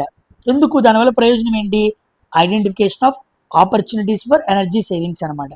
ఎనర్జీని సేవ్ చేద్దాం అనుకున్నప్పుడు ఏం చేయాలి? ఆడిట్ చేసుకోవాలి. అప్పుడు ఎక్కువ ఎనర్జీ ఎక్కడ లాస్ అవుతున్నాం, తక్కువ ఎనర్జీ ఎక్కడ అందట్లేదు అనే విషయం అర్థమైద్ది. మనకు కూడా అంతే. ఇంట్లో మనం డబ్బులు దేని మీద ఎక్కువ ఖర్చు పెడుతున్నాం, దేని మీద తక్కువ ఖర్చు పెడుతున్నాం మనం తెలుసుకున్నాం అనుకోండి, అప్పుడు మన సేవింగ్స్ అనేవి బాగుంటాయి. As it is like wise energy కూడా ఆడిట్ చేస్తాం. మీరు కూడా ఇంట్లో మంచిగా డబ్బు సేవింగ్ చేయాలనుకుంటే మంచిగా ఆడిట్ చేయాలి. లెక్క ప్రకారంగా ఖర్చు పెట్టాలి, లెక్క ప్రకారంగా సంపాదించుకోవాలి. ఓకేనా? కమింగ్ టు 54వ question. Which of the following is effective way to prevent electrical accidents in the work place? Electrical వస్తువుల ద్వారా జరిగే ప్రమాదాలను ఆపడానికి వర్క్ ప్లేస్లో మనం ఏం చేయాలన్నాడు? Using insulated tools and wearing rubber gloves అనమాట. సామాన్యంగా రబ్బర్ గ్లోవ్స్ అనేవి వేసుకున్న, ఇన్సులేటెడ్ టూల్స్ వేసుకున్న ఈ కరెంటు పనిచేసే వాళ్ళకి కరెంట్ అనేది పాస్ అవ్వదు. బయట పోల్ మీద కానీ ఈ ట్రాన్స్ఫార్మర్ దగ్గర పనిచేసే వాళ్ళు చాలామంది ఈ జాగ్రత్తలు తీసుకోకపోవడం వల్లే కొన్ని ప్రమాదాలు జరిగి ప్రాణాలు కోల్పోతున్నారు. ఓకేనా? ఇదిగోండి, working on live wires with bare hands. చేతులకు ఏం వేసుకోకుండా లైవ్ వైర్స్తో పనిచేయడం ప్రమాదం. Using water or cool to overheated electrical equipment. Electrical equipment heat ఎక్కగానే వాటరు, కూలింగ్ వస్తువులు నీళ్ళతో అమ్మి పోసామనుకోండి కరెంటు పాస్ అయ్యిద్ది, ప్రమాదం. ఇగ్నోరింగ్ మైనర్ ఎలక్ట్రికల్ ఫాల్స్ అన్నాడు, తప్పు. చిన్న చిన్న ప్రాబ్లమ్స్ జరిగినప్పుడు వాటిని పట్టించుకోలేదు అనుకోండి, అవే పెద్దగా మారి పెద్ద పెద్ద ప్రమాదాలుగా మారుతాయి. కాబట్టి ఈ 3 తప్పు. చేయాల్సింది ఏంటి? యూజింగ్ ఇన్సులేటెడ్ టూల్స్, అవి వాడాలన్నమాట. ఓకేనా? నెక్స్ట్ 56వ question. 2 containers, one painted black and other painted white, have been kept in a sunlight for 1 hour in the afternoon. Choose the correct observation అన్నాడు. 2 కంటైనర్లు తీసుకొని ఒక దానికి బ్లాక్ కలర్ వేసాడు, ఇంకో దానికి వైట్ కలర్ వేసాడు. 2 తీసుకెళ్ళి గంట సేపు సన్లైట్లో పెట్టాడు. మనం ఏం అబ్జర్వ్ చేస్తామని అడిగాడు. ఏం చేస్తాం? Simple. The black container becomes hotter than white container. Black ఎక్కువ హీట్ ఎక్కిద్ది compare to white, because black is a heat absorber, white is a heat reflector. ఇలాంటి క్వశ్చన్ లాస్ట్ షిఫ్ట్లో కూడా ఒకటి వచ్చింది. అందుకే మనం ట్యాంక్స్ కానీ ఇంటి పైన కానీ ఎండాకాలంలో చాలామంది వైట్ పెయింట్ వేసుకుంటూ ఉంటారు పైన సీలింగ్కి, ఆ వేడి దిగకుండా ఉండటానికి అనమాట. సో వైట్ కంటైనర్ ఏమో తక్కువ హీట్ని, బ్లాక్ ఏమో ఎక్కువ హీట్ని అబ్జర్వ్ చేసుకుంటాయి. నెక్స్ట్ క్వశ్చన్ 57వ question. Which technology operates through electrochemical process that transforms energy stored in the hydrogen gas and oxygen into electrical water output without combustion? మనం ఇక్కడ ఏం తీసుకున్నామంటే హైడ్రోజన్ తీసుకున్నాం, ఆక్సిజన్ తీసుకున్నాం, H2+O. ఓకేనా? ఇప్పుడు ఈ 2 తీసుకొని ఎటువంటి కంబషన్ లేకుండా మనం ఎనర్జీని ఉత్పత్తి చేయడాన్ని ఏమంటారు అంటారంటే హైడ్రోజన్ ఫ్యూయల్ సెల్ అంటారు. సోలార్ ఉపయోగించుకుంటే సన్లైట్, విండ్ పవర్ అంటే గాలి, హైడ్రో ఎలక్ట్రిక్ పవర్ అంటే వాటర్. ఇవి కాకుండా హైడ్రోజన్ ఉపయోగించుకొని కూడా మనం శక్తిని ఉత్పన్నం చేయొచ్చు.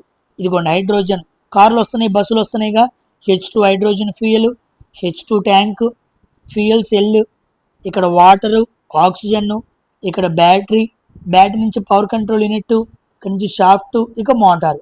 హైడ్రోజన్ ద్వారా ఎనర్జీని ప్రొడ్యూస్ చేసి ఆ ఎనర్జీని మనం మెకానికల్ ఎనర్జీగా మార్చుకొని మనం చేస్తున్నాం అన్నమాట. ఓకేనా? దట్ ఈస్ 57వ question.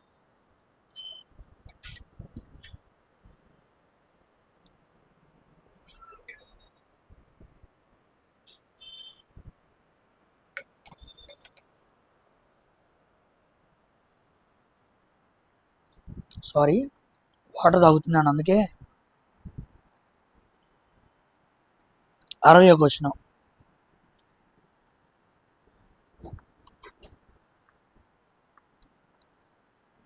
Which of the following steps is essential when configuring a web browser to enhance both security and privacy? Security, privacy ఒక వెబ్ బ్రౌజర్కి మంచిగా ఉండాలి అంటే ఏం చేయాలి అన్నాడు. ఏం చేయాలి?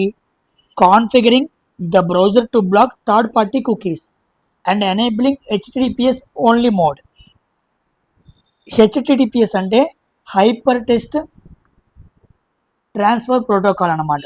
ఇది ఉండటం వల్ల మన వెబ్ బ్రౌజర్ అనేది చాలా సెక్యూర్గా ఉండిద్ది. ఏ వెబ్సైట్కి అయితే HTTPS ఉండదో ఆ వెబ్ బ్రౌజర్ సెక్యూర్గా లేనట్టు. అక్కడ మనం వెళ్ళి ఇన్ఫర్మేషన్ పెట్టినా దాన్ని వేరే వాళ్ళు తీసుకోవచ్చు, ఎలాగైనా వాడుకోవచ్చు. ఓకేనా? తర్వాత browser to block third party cookies. మనం కూడా కొన్ని వెబ్సైట్లు ఓపెన్ చేసినప్పుడు కుకీస్ వస్తాయి, వాటిని మనం బ్లాక్ చేయాలి. లేదనుకోండి అవి మన ఫోన్లోకి వచ్చేసి ఎక్స్టర్నల్ వెబ్సైట్స్ ద్వారా లేదా కొన్ని ఎక్స్టర్నల్ యాడ్స్ ద్వారా కంపల్సరీగా మన ఫోన్లోకి వచ్చేస్తాయి అన్నమాట.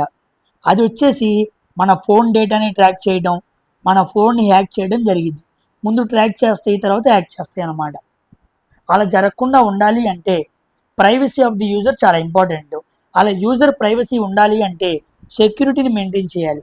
అలా చేయాలి అంటే ఈ థర్డ్ పార్టీ కుకీస్ని బ్లాక్ చేసి HTTPSని మన స్టాండర్డ్గా పెట్టుకోవాలి. అందుకే మీరు మూవీ రూల్స్ ఉంది కదా, సినిమాలు డౌన్లోడ్ చేస్తూ ఉంటారు. ఈ మూవీ రూల్స్ మీరు ఓపెన్ చేయగానే మీరు ఒకటి నొక్కితే ఇంకో పేజ్ ఓపెన్ అయిపోయింది, ఒకటి నొక్కితే ఇంకో పేజ్ ఓపెన్ అయిపోయింది. ఆటోమేటిక్గా ఎక్స్టర్నల్ వెబ్సైట్స్ ఉన్న చోటకి మిమ్మల్ని తీసుకెళ్ళిపోయింది.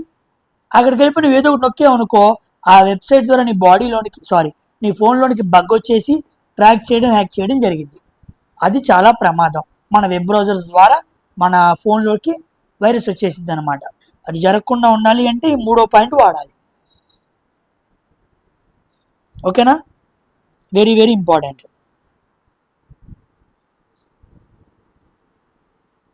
కమింగ్ టు ఇవ్వండి 64 క్వశ్చన్. 64 క్వశ్చన్కి సైజెస్ అనమాట. ABCD లెటర్స్ ఉంటాయి కదా, అప్పర్ కేస్ లెటరింగ్ ఇచ్చాడు, వాటి సైజెస్ ఇచ్చాడు. స్టాండర్డ్ ఇదనమాట. BAS SP 46/2003 అనే స్టాండర్డ్స్ ప్రకారం ఒక్కో లెటర్కి ఉండాల్సిన సైజు మినిమంగా ఎంత అని అడిగాడు. ఓకేనా? గుర్తుపెట్టుకోండి, డబ్ల్యూకి సైజ్ ఎప్పుడు ఎక్కువ అనమాట, కాబట్టి దానికి 9mm ఉండిద్ది అనుకోండి డబ్ల్యూ. సో డీకి 1, ఇదిగోండి డీకి 1, ఇక్కడ డీకి 1 ఉంది. ఇది కాదు, ఇది కాదు.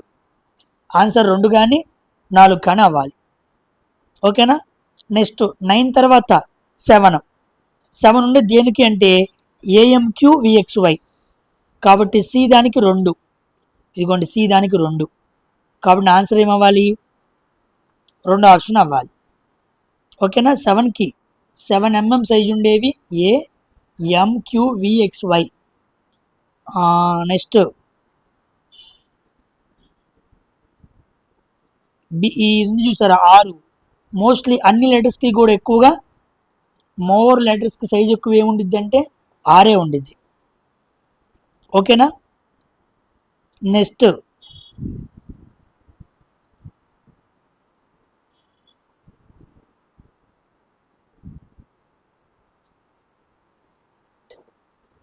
అంతే. ఇక CEFL దేనికి ఉండిద్ది అంటే 5 అన్నమాట. సిఈఎఫ్ఎల్ సిఈఎఫ్ఎల్ లెటర్స్ యొక్క సైజ్ ఏమో 5 ఉండిద్ది. ఏఎంక్యూవిఎక్స్వై సైజ్ ఏమో 7mm ఉండిద్ది. అన్ని లెటర్స్ 6 ఉండిద్ది. ఎక్కువగా ఉండేది డబ్ల్యూ. ఓకేనా. Average letter size, wide letter size, narrow letter size అని ఉంటాయి అన్నమాట. యావరేజ్ అంటే మనం ఇది తీసుకోవచ్చు. ఓకేనా, వెరీ వెరీ ఇంపార్టెంట్. ఎక్కువ లెటర్స్ యొక్క సైజు 6 ఉండిద్ది అనమాట. సిఈఎఫ్ఎల్ అనే లెటర్స్ యొక్క సైజ్ ఏమో 5 ఉండిద్ది. ఏఎంక్యూవిఎక్స్వై ఏమో 7 ఉండిద్ది. ఇక్కడ 9 డబ్ల్యూ అనమాట. కొన్ని చోట్ల 9 కాకుండా ఎం కూడా ఇస్తాడు. అంటే డబ్ల్యూఎం రెండు కూడా ఎక్కువ సైజు 9 అని మెన్షన్ చేస్తూ ఉంటాడు. చూడండి, ఆన్సర్ అయితే సెకండ్ అనమాట. Very very important. సైజులు ఇచ్చాడు, లెటర్స్ వాటి సైజెస్ వెరీ వెరీ ఇంపార్టెంట్. ఓకేనా. 5 ఏమో సిఈఎఫ్ఎల్, ఇదిగోండి ఇక్కడ 5 ఉంది కదా సిఈఎఫ్ఎల్. 6 అన్ని లెటర్స్కి, 7 ఏమో ఏఎంక్యూవిఎక్స్వై, ఇక 9 ఏమో డబ్ల్యూఎం. అలా పెట్టుకోండి. సామాన్యంగా ఇక్కడ 7 దీనికి ఇచ్చాడులే, కొన్నిసార్లు ఎంని 9 కింద కూడా వేస్తాడు. మీరు ఇక్కడ గుర్తుపెట్టుకుంటే సరిపోయింది. మంచి క్వశ్చన్ అనమాట. Question of the day, high level question. ఇన్ని లెటర్స్కి మనం మిస్ అవుతూ ఉంటాం. యావరేజ్గా గుర్తుపెట్టుకుంటే చాలు. Next 66. Which term describes the maximum amount of solar energy that A photovoltaic system can convert into electricity under standard test conditions అన్నాడు. Describes అన్నాడు. Okay, ఒక సోలార్ ప్లేట్ తీసుకోండి. 5 kg సోలార్ ప్లేట్ అన్నాడు. ఓకేనా. 5 kg సోలార్ ప్లేట్ అనేది ఎంత ఎలక్ట్రిసిటీని produce చేసిద్ది, ఎన్ని కిలోవాట్స్ ప్రొడ్యూస్ చేసిద్ది? 5 కిలోవాటా, 10 కిలోవాటా అని సోలార్ ప్లేట్ మీద మనకి 5 kilowatt solar plates, 10 kilowatt solar plates అని ఉంటాయి. వాటి పేరు ఉండిద్ది అనమాట. దాన్ని నేమ్ ప్లేట్ కెపాసిటీ అంటారు. అంటే ప్లేట్ యొక్క కెపాసిటీ అనమాట. మనం చూసి మన ఇంట్లో ఒక 20 కిలోవాట్ కావాలి, అప్పుడు ఏం చేయొచ్చు? 5 కిలోవాట్ 4 తీసుకోవచ్చు, లేదా 10 కిలోవాట్ 2 తీసుకోవచ్చు. ఇది నేను చెప్పాలి అంటే నీకేం తెలియాలి? ఆ సోలార్ ప్లేట్ యొక్క నేమ్ ప్లేట్ తెలియాలి. తెలిస్తేనే కదా నువ్వు అంచనా వేసి కావాలని చెప్పగలిగేది. కాబట్టి డిస్క్రైబ్ చేసేది ఏది, చూపించేది ఏది అంటే నేమ్ ప్లేట్ కెపాసిటీ. ఓకేనా, వెరీ వెరీ ఇంపార్టెంట్. చాలామంది రేటెడ్ కెపాసిటీ పెట్టే అవకాశం ఉంది, కాదు. నెక్స్ట్ 67వ క్వశ్చన్. మాస్ 10 kg ఇచ్చాడు, హైట్ 5 మీటర్స్ ఇచ్చాడు, జీ ఇచ్చాడు. ఇంకేముంది? పొటెన్షియల్ ఎనర్జీ ఎమ్ జీఈహెచ్. ఎమ్ అంటే 10, జీ అంటే 98/10, హెచ్ అంటే 5. ఇది కొట్టేస్తే 5 9 45, 5 8 40. 490 ఎక్కడుంది? ఇదిగో 490. సింపుల్. 69వ question. What is the amount of work done moving a charge of 6C from a point with a potential 120 volts to point potential of 140 volts. 120 volts నుంచి 140 volts మధ్య వోల్టేజ్ అప్లై చేసినప్పుడు 6 coulombs charge అనేది move అయిందనమాట. అప్పుడు జరిగిన work ఎంత అన్నాడు. So work equal to v into q. V అంటే ఎంత? 140 మైనస్ 120 ఇంటూ 6 అనమాట. తీస్తే ఎంత వచ్చింది? 20 ఇంటూ 6, 120 జౌల్స్ అనమాట. Simple, 120 joules. చాలామంది 140 ఇంటూ 6 లేదా 120 ఇంటూ 6 వేస్తాడు. తప్పు. వాడు రేంజ్ ఇచ్చాడు, అప్పుడు దాని డిఫరెన్స్ తీసుకోవాలి, అంతేగాని ఆ రెండింటితో మల్టిప్లై చేయకూడదు. ఇది ఆన్సర్ అనమాట. నెక్స్ట్ 71వ question. alloys are preferred over pure metals in electrical heating devices. మనం ఎలక్ట్రికల్ హీటింగ్ డివైజెస్ని తయారు చేయాలి అంటే ఎల్ఐస్ని వాడతాం, వేటికన్నా పోల్చుకుంటే మెటల్స్కి. అందుకే మన ఇంట్లో వాడే హీటర్ అనేది నిక్రోమ్ ఉంది. నిక్రోమ్ అనేది ఒక ఎల్ఐ, నికిల్ క్రోమియం అనమాట. అదేంటి? ఐరన్తోనో కాపర్తోనో ఇంకా దేంతోనో వాడచ్చు కదా, ఎందుకు ఎల్ఐనే వాడారు? ఎలక్ట్రికల్ హీటింగ్ డివైజెస్లో ఎప్పుడు కూడా ఎల్ఐని ఎందుకు వాడుతున్నారు మెటల్స్ కన్నా అంటే the resistivity of alloy is generally higher than its constituent metals. మెటల్స్తో పోల్చుకుంటే వేరువేరుగా ఉన్న మెటల్స్ కన్నా ఆ మెటల్స్ని కలిపినప్పుడు వచ్చే ఎల్ఐ యొక్క రెసిస్టివిటీ ఎక్కువ. ఓకేనా? అంటే రెసిస్టివిటీ ఎక్కువైతే ఉపయోగం ఏంటి? ఎక్కువ రెసిస్టెన్స్ ఉందనుకోండి ఎక్కువ హీట్ ప్రొడ్యూస్ అయ్యింది. కాబట్టి ఒక ఎలక్ట్రికల్ హీటర్ సర్క్యూట్ ద్వారా మనం హీట్నే ప్రొడ్యూస్ చేద్దాం అనుకున్నాం కాబట్టి మనకి రెసిస్టెన్స్ ఎక్కువ ఉండాలి. అందువల్ల మనం ఎప్పుడు కూడా ఎల్ఐని ప్రిఫర్ చేయాలి when compare to metal. So C option is the third option is the correct answer అనమాట. ఓకేనా? ఇంకా చాలా కారణాలు ఉన్నాయి, నేను అవి చెప్పట్లేదు, ఇంతవరకు చాలు.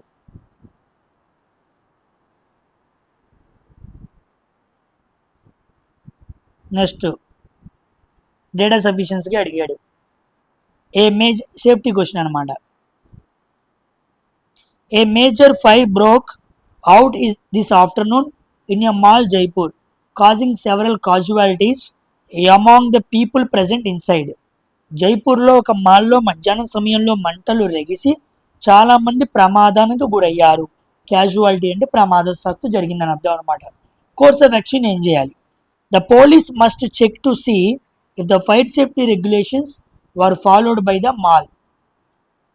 ఫస్ట్ వాళ్ళు ఏం చెక్ చేయాలి అంటే ఆ మాల్లో ఫైర్ సేఫ్టీ రెగ్యులేషన్స్ అనేవి ఉన్నాయా అని చెక్ చేసుకోవాలి.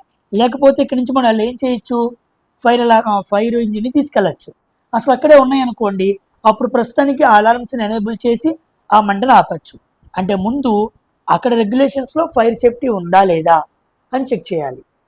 తర్వాత traffic police must divert traffic away from the fire site to enable evacuation.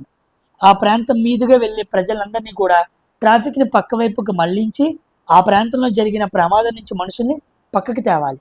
Evacuate ఖాళీ చేపించాలి. ఇది రైటే. సో రెండు రైటే, రెండు కూడా కరెక్ట్గా కోర్స్ ఆఫ్ యాక్షన్స్, ఆ సమయంలో తీసుకోవాల్సిన పనులు. Next 58. The resistance of 30 ohms 20 ohms 60 ohms ప్యారల్లో కనెక్ట్ చేశాడు అని చెప్పాడు.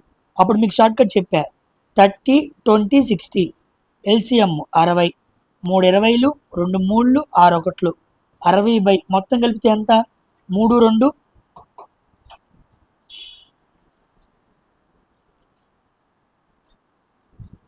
ఏంటి అని తప్పు చేశానా?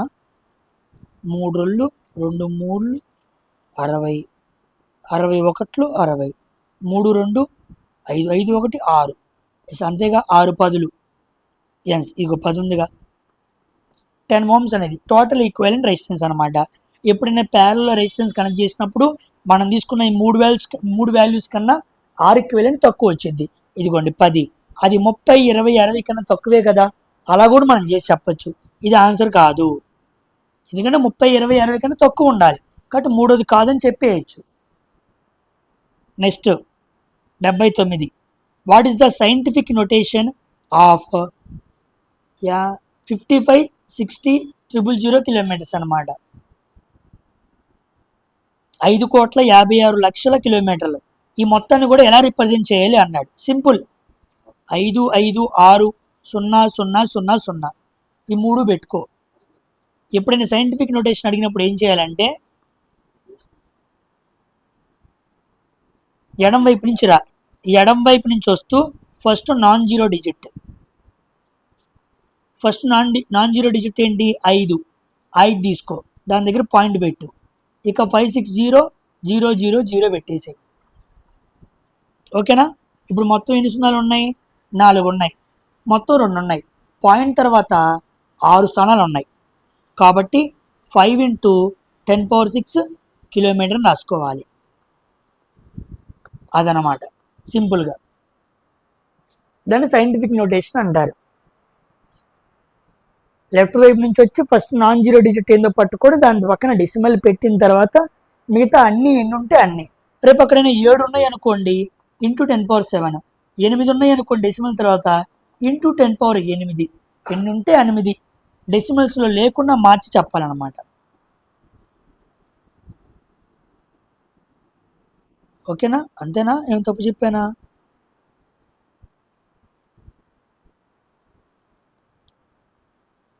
నిమిషం ఉండండి.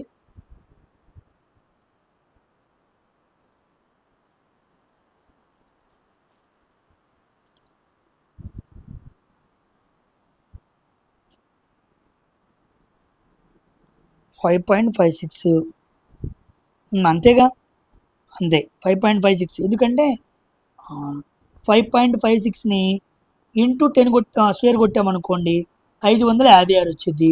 10^4 556 556 4 సున్నాలు, ఇదేగా అది.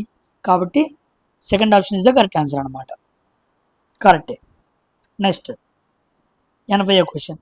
Which of the following is not a fundamental quantity in SI system? Fundamental quantity కానిది ఏంటి అన్నాడు. అమౌంట్ ఆఫ్ సబ్స్టెన్స్ మోల్లో కొలుస్తారు, టైము సెకండ్లో కొలుస్తారు, లిమినెంట్ ఇంటెన్సిటీ క్యాన్లలో కొలుస్తారు. ఫోర్స్ కాదు, force is a derived quantity, దాన్ని మనం న్యూటన్స్లో కొలుస్తాం.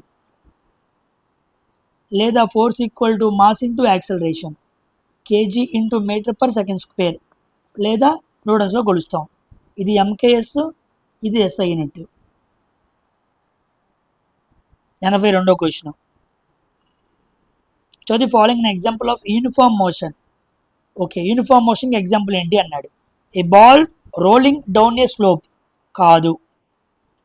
ఏ train moving constant speed on straight track, yes ఇది correct.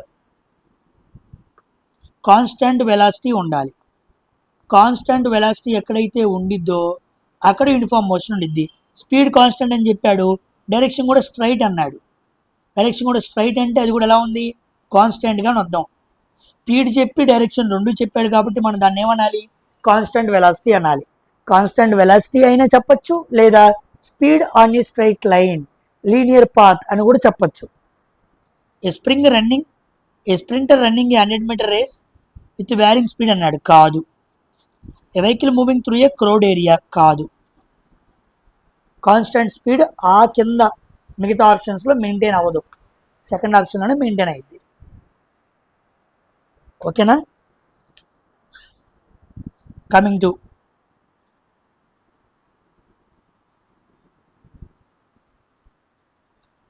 85వ question. Ampere is unit of mass కాదు, పవర్ కాదు, ఛార్జ్ కాదు, ఎలక్ట్రికల్ కరెంట్, యాంపియర్ అనమాట. Next 86. So the following represents than item with kinetic energy. ఒక వస్తువు కైనెటిక్ ఎనర్జీలో ఉంది అని చెప్పడానికి ఏది example? Compressed spring, potential energy. Book resting on the table, potential energy. Extended rubber, potential energy. A stone in the motion, yes మోషన్లో ఉంది అంటే that is kinetic energy. So fourth option is the correct answer అనమాట. ఇదిగోండి ఇందాకే వచ్చింది చూసారా, 5S. మనం మాట్లాడుకున్నాం 5S అంటే ఫస్ట్ ఏంటి, షార్ట్, తర్వాత సెట్ ఇన్ ఆర్డర్, తర్వాత షైన్, తర్వాత స్టాండర్డైజ్, ఆ తర్వాత సస్టైన్. వాడేమన్నాడు, నాట్ ఇన్ 5S అన్నాడు. స్టాండర్డైజ్డ్ ఉంది, షార్ట్ ఉంది, సస్టైన్ ఉంది, ఎస్. సూపర్వైజ్ లేదు, సూపర్వైజ్ అనేది అసలు లేనే లేదు. 5S technology, 5S principle in work shop.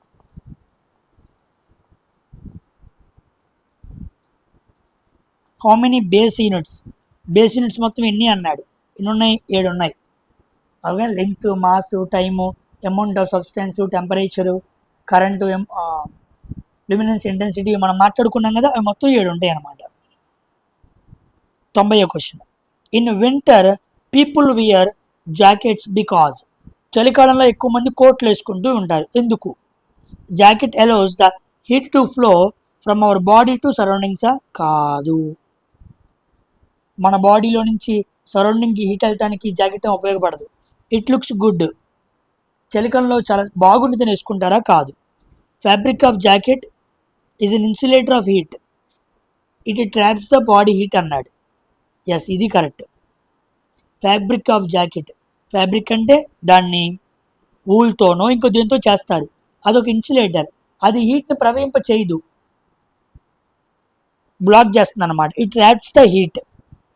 మన బాడీ నుంచి ఉత్పత్తమైన మన బాడీ నుంచి ఉత్పన్నమైన హీటు బయటికి వెళ్ళనీయకుండా ఆ కోటు ట్రాప్ చేస్తుంది. అంతేకాని దాని ద్వారా హీట్ ఏం ప్రొడ్యూస్ అవ్వట్లా, బాడీయే హీట్ ప్రొడ్యూస్ చేసిద్ది. కోట్ వేసుకోవడం వల్ల అది బయటికి వెళ్ళదు. మీరు కూడా రన్నింగ్ కొట్టేటప్పుడు షార్ట్ టీషర్ట్ వేసుకుని దానిపైన జాకెట్ వేసుకోండి. స్పోర్ట్స్ జాకెట్స్ ఉంటాయి, అవి వేసుకొని రన్నింగ్ కొట్టండి. అప్పుడు మీ బాడీ నుంచి హీట్ బాగా రిలీజ్ అయ్యి అది బయటకు వెళ్లకుండా ఆపేయటం వల్ల రన్నింగ్ కొట్టిన తర్వాత జాకెట్ తీస్తే చెమట్లు కక్కుతాయి అనమాట. దానివల్ల ఎక్కువ మెటబాలిజం మీ బాడీకి జరిగిద్ది. మంచిగా వాటర్ ఎక్కువగా మీ బాడీ నుంచి వెళ్ళిపోయిద్ది. అలా వెళ్ళిపోయిన తర్వాత మీరు మళ్ళీ వాటర్ బాగా తాగొచ్చు. చెమట కారాలన్నమాట. అలా కారాలి అంటే ఈ జాకెట్ని వేసుకోవాలి. వేసుకొని రన్నింగ్ కొడటం వల్ల ట్రాప్స్ ద హీట్, అందుకే హీట్ బయటకు వెళ్దాం. ఓకేనా. 92. How many significant figures are there in 4.700 అన్నాడు. 4.700లో ఎన్ని సిగ్నిఫికెంట్ ఫిగర్స్ ఉన్నాయి అన్నాడు. ఎన్ని ఉంటాయి? 4 ఉంటాయి. ఆన్సర్ 4. ఓకేనా. ఇదిగోండి 1, 2, 3, 4. అదేంటి సార్ 0 కూడా లెక్కేశారు? డెసిమల్ తర్వాత, పాయింట్ అంటే డెసిమల్ అన్నమాట. డెసిమల్ తర్వాత ఉండే జీరోస్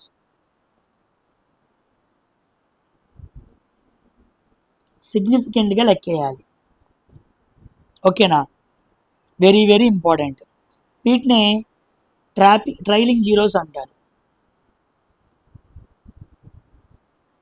ఓకేనా. ఇప్పుడు ఉదాహరణకి ఇంకో ఎగ్జాంపుల్ చూపిస్తాను మీకు. 0 పాయింట్, ఇవన్నీ నేను ఆల్రెడీ మాట్లాడాను. 047, దీంట్లో సిగ్నిఫికెంట్ ఫిగర్స్ ఎన్ని అంటాడు.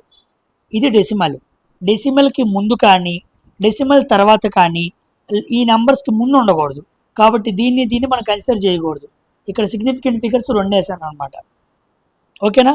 ఇప్పుడు చూడండి 0.000034 సిగ్నిఫికెంట్ ఫిగర్స్ ఎంత అంటాడు. ఇది డెసిమల్. డెసిమల్కి ముందు కానీ డెసిమల్ తర్వాత కానీ నాన్ జీరో డిజిట్స్కి ముందున్న జీరోస్ అన్నీ నాన్ సిగ్నిఫికెంట్ అనమాట. కాబట్టి ఇది ఇది ఇది ఇది ఏమీ లెక్క వేయకూడదు. సిగ్నిఫికెంట్ ఫిగర్స్ ఎన్ని? 2. ఓకేనా. ఇప్పుడు జాగ్రత్తగా చూడండి. 0.002500 దీంట్లో సిగ్నిఫికెంట్ ఫిగర్స్ ఎంత అంటాడు. ఇది డెసిమల్ పాయింట్. డెసిమల్ పాయింట్కి ముందు డెసిమల్ పాయింట్ తర్వాత నాన్ జీరో డిజిట్స్కి ముందు ఉన్నాయి కూడా మనం కన్సిడర్ చేయకూడదు. ఇది ఇది ఇది మొత్తం లెక్కకూడదు. అయితే డెసిమల్ పాయింట్ తర్వాత నాన్ జీరో డిజిట్స్ తర్వాత వచ్చిన ఏ సున్నాలు వాటిని కౌంట్ చేయాలి. కాబట్టి సిగ్నిఫికెంట్ ఫిగర్స్ 4 అన్నమాట. అది ఓకేనా. కొన్నిసార్లు మధ్యలో వస్తాయి, వాటిని కూడా కౌంట్ చేయాలి. 30042 ఇదిగోండి, ఇది నాన్ జీరో, ఇది నాన్ జీరో. నాన్ జీరో మధ్యలో ఉన్న ఏ జీరోలు అవి కూడా సిగ్నిఫికెంటే. కాబట్టి 1, 2, 3, 4, 5 మొత్తం సిగ్నిఫికెంట్ ఫిగర్స్ ఎన్ని? 5 అన్నమాట. సో మధ్యలో చివర వస్తే లెక్కేయాలి, ముందు వస్తే లెక్కేయకూడదు. దాన్ని కూడా ఇలా జాగ్రత్తగా చూసి పెట్టాలన్నమాట. ఓకేనా. సిగ్నిఫికెంట్ ఫిగర్స్ దీని మీద కూడా నేను వీడియో మాట్లాడాను. ఏఎల్పి వీడియోస్ దగ్గరే ఉంటాయి, అన్నీ చూడండి.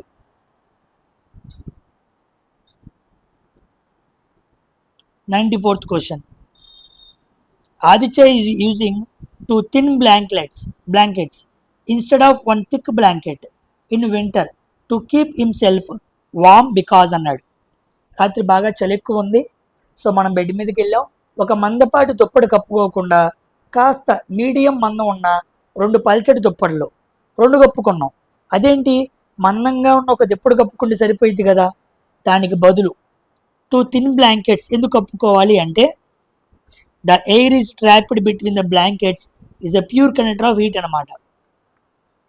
ఎప్పుడైతే 2 బ్లాంకెట్లు కప్పుకుంటామో 2 బ్లాంకెట్ మధ్య హీట్ వచ్చింది. ఆ హీట్ రావటం వల్ల ఆ బ్లాంకెట్స్ అనేవి ఎలా ఉంటాయి? పూర్ కండక్టర్స్ అనమాట. హీట్ని తమ్మకుండా ప్రవహింప చెయ్యవు. అందువల్ల హీట్ అనేది అక్కడే స్టక్ అయిపోయింది, ట్రాప్ అయిపోయింది, బ్లాక్ అయిపోయింది. అందువల్ల మన బాడీకి చాలా వెచ్చగా ఉండిద్ది అనమాట. So 4th option is the correct answer. ఓకేనా. Coming to 96th question. The resistance of a metallic wire is R if the radius of the metallic wire is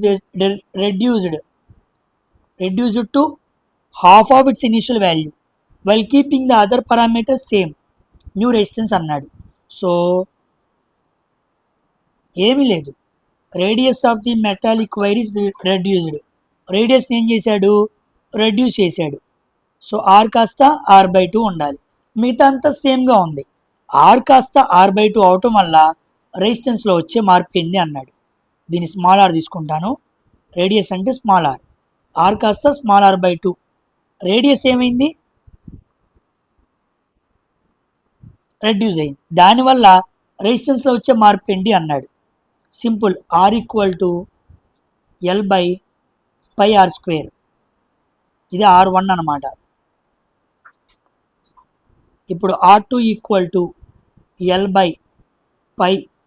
R ప్లేస్లో ఏం పెట్టచ్చు, R/2 హోల్ స్క్వేర్ పెట్టచ్చు. అప్పుడు R2 = L/πr²/4. ఇది పైకి వెళ్ళింది అనుకో, R2 = 4L/πr². ఈ మొత్తం ప్లేస్లో నేను ఏం పెట్టచ్చు, L/πr² ప్లేస్లో నేను ఏం పెట్టచ్చు, R1 పెట్టచ్చు. సో ఇప్పుడు వచ్చిన resistance R2 = 4 times the R1. Previous ఉన్న రెసిస్టెన్స్ కన్నా 4 రెట్లు ఎక్కువ. So second option is the correct answer అనమాట. Next question 99th. What is the first step when encountering a system failure in workplace? వర్క్ ప్లేస్లో system failure అవ్వగానే అప్పుడు మనం చేయవలసిన ప్రప్రథమైన మొదటి స్టెప్ ఏంటి అన్నాడు. ఇమ్మీడియట్లీ రీస్టార్ట్ ఆల్ సిస్టమ్సా? ఆల్రెడీ సిస్టమ్ ఫెయిల్యూర్ అయితే రీస్టార్ట్ ఎలా చేస్తాడు? Disconnect all power sources permanently. System fail అయిపోయింది కాబట్టి ఇంక అన్నింటినీ ఎప్పుడు ఆన్ చేయకుండా పర్మనెంట్గా ఆపేయాలా? కాదు. Ignore the failure and continue working. కాదు. వర్క్ ప్లేస్లో పనిచేస్తున్నప్పుడు మిషన్ పాడైపోగానే పట్టించుకోకుండా పనిచేయాలా? కాదు. Report the issue and follow the emergency protocol. మన పైన అధికారులకి మిషన్ పాడైపోయిందని చెప్పి నన్ను ఏం చేయమంటారు అని వాళ్ళు ఇచ్చిన ప్రోటోకాల్ రూల్స్ ప్రకారం మనం వెళ్ళాలన్నమాట. So fourth option is the correct answer. Finally 100th question, చివరి question. An electric lamp with a resistance of 35 ohms and a conductor with a resistance of 5 ohms are connected to a 8 volts battery in series. Calculate the current అన్నాడు. So I = V/R. V అంటే ఎంత, 8. R అంటే R1 + R2 సిరీస్లో connect చేశాను అన్నాడు కాబట్టి అంతేనా కాదా? ఎక్కడన్నాడు, ఇదిగోండి సిరీస్ అన్నాడు కాబట్టి 8/35 + 5, 8/40, 8 1 8 5, 1/5. పాయింట్ పెట్టుకుని 0 పెట్టుకుంటే 0.2 amps ఆ కరెంట్ గుండా వెళ్తుంది. సో సిరీస్లో రెసిస్టెన్స్ సేమ్ కాబట్టి రెండు రెసిస్టెన్స్లో వెళ్ళే current same. Either it may be 35 ohms or 5 ohms. రెండిట్లో కరెంట్ సేమ్ అనమాట. ఓకేనా? సో ఇది టోటల్గా 6th May షిఫ్ట్ 1లో ALP CBT 2లో అడిగిన క్వశ్చన్స్ అనమాట. సో దీంట్లో డ్రాయింగ్, సైన్స్, కంప్యూటర్ అన్ని క్వశ్చన్స్ ఏది మిస్ అవ్వకుండా కేవలం అర్థమెటిక్ రీజనింగ్ మాత్రమే పక్కన పెట్టి మొత్తం ఎక్స్ప్లెయిన్ చేశాను. సో ఇవి అందరూ కూడా రాబోయే ALP CBT 2 ప్రిపేర్ అయ్యే వాళ్ళకి చాలా బాగా ఉపయోగపడిద్ది. ఇవి చూడకుండా ఏ ఎగ్జామ్ రాయడానికి, ఏ ఆలోచన చేయడానికి మనకి వీలు లేదు. కాబట్టి అందరూ వీడియోస్ చూసి అందరూ లైక్ చేసి ALP ప్రిపేర్ అయ్యే మీ ఫ్రెండ్స్కి ఈ వీడియో షేర్ చేయడం అస్సలు మర్చిపోవద్దు. And don't forget to hype this video. Bye.